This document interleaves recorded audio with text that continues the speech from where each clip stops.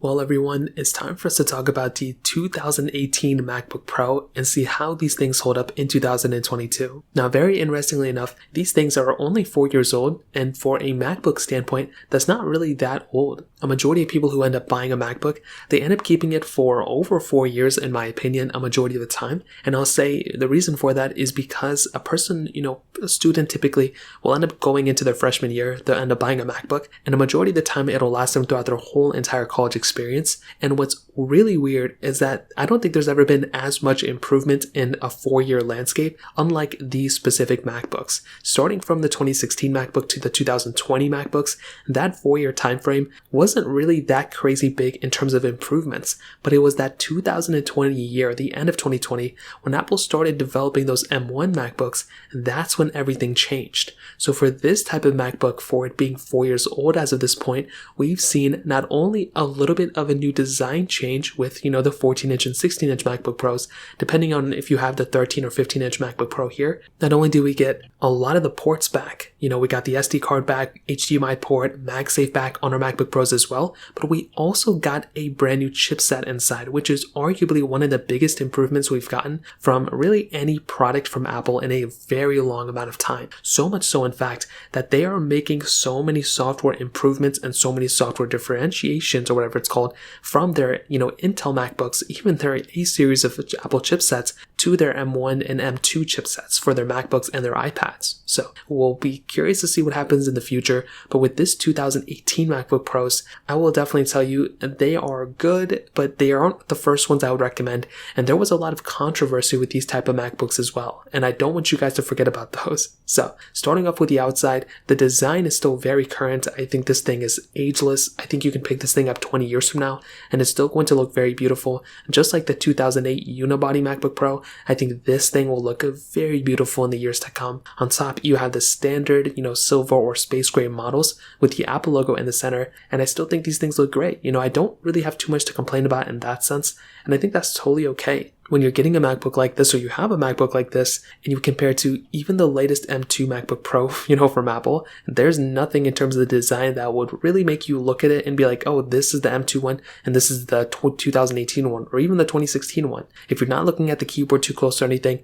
you're really not going to be looking at too many differences, at least from what I can tell. Now, on top of that, you do have, the port selections on the sides. So the cool thing about these specific MacBook Pros is that you did have the option of getting 4 USB Type-C ports on your specific MacBook Pros, whether you get the 13-inch one or the 15-inch one. Unfortunately, with the M1 ones, Apple took away those specific ports and only gave us 2 on one side. Very annoying. I don't know why they did that at all, but these ones we still have 4, which is really cool to see. On top of that, we do have the headphone jack too. We still have a very sleek design. It does not feel, thick. It doesn't feel like a super outdated MacBook.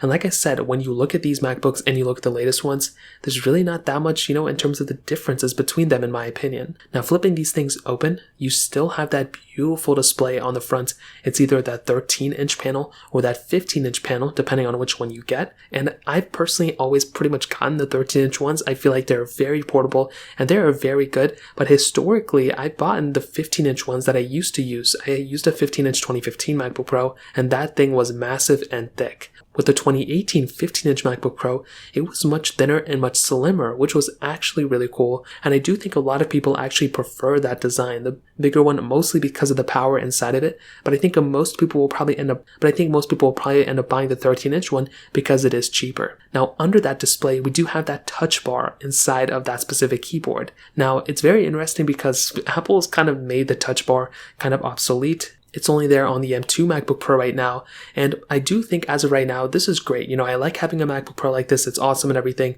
but the touch bar is kind of going to be, outdated probably in the next few years. Less and less applications are going to use it. Apple sells more MacBooks without touch bars than with touch bars, and I don't see them bringing that back anytime soon. So I'll be curious to see what happens in the future, but as of right now, it's not looking like this thing is going to be at that point where the touch bar is going to be coming back. Now this keyboard is also one of the bigger fallbacks on this specific device. It was that butterfly style keyboard. I heard Apple made some improvements with some sort of keyboard thing here, but even on the 2020 MacBook Pros before the M1 models, and they totally switched up the keyboards and everything, this is still causing issues. This specific MacBook Pro keyboard was still having issues to a lot of people, and this was one of the biggest fallbacks on these MacBooks. Like, how is Apple going to make a device like this and have this keyboard faulty like that? Like, that was such a big problem. We do have the trackpad right below it, and I do think the trackpad is cool. A lot of people didn't like that big one. Personally, I didn't mind, and I still think it kind of holds up fairly well. Now that kind of brings us to the design and everything surrounding this MacBook. Now, in terms of internal use, there's a few different things. These MacBooks had those Intel chipsets inside of it. The specific model I had that 2.3 gigahertz quad-core Intel Core i5 processor inside of it. My specific model did have 8 gigabytes of RAM, but you could go up to 16 gigabytes of RAM on the 13-inch model, and then the 15-inch model, you could spec it out a little bit more. There was a little bit more customizability with that specific MacBook, just like all 15-inch MacBooks Apple has made. So personally, I think that's a really cool thing Apple did too, and they still kind of do it. You can spend more money and get a better MacBook. That's pretty much their logic.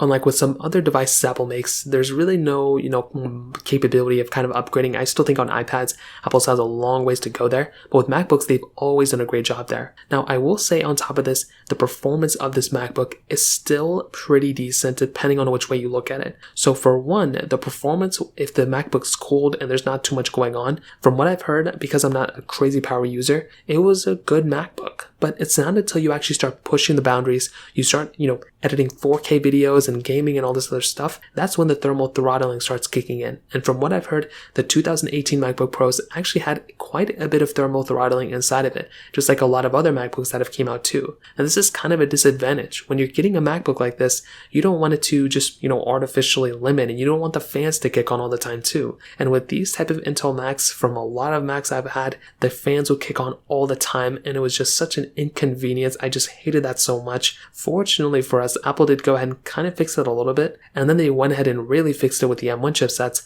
but for a lot of these laptops, the fans would just kick on all the time, and it was actually very annoying. Now, to add to that, when you look at the improvements Apple has made, even just 2 years after this MacBook with the M1 MacBook Pros, it's actually very interesting to see how much improvement has been made internally. Externally, also, when you look at the 14-inch MacBook Pro, that is a very solid machine with a ton of power inside of it. When you look at the 13-inch MacBook Pro, that is also a big improvement. When you look at the 13-inch MacBook Air, the M1 model, that is also a pretty big upgrade coming from this MacBook. So this brings us into a really interesting situation. Should you still buy the 2018 MacBook Pro? In my opinion, I just think it's not really worth it anymore. If you currently use it and you own it, then I would, consider, using it for as long as you can. If it's not bothering you, if you don't have any issues with it, then by all means keep it. There's no reason to upgrade. However, if you are starting to see performance, decreases, or you're wondering if you should even update in the first place, I definitely do think updating to something like the M1 MacBook Pros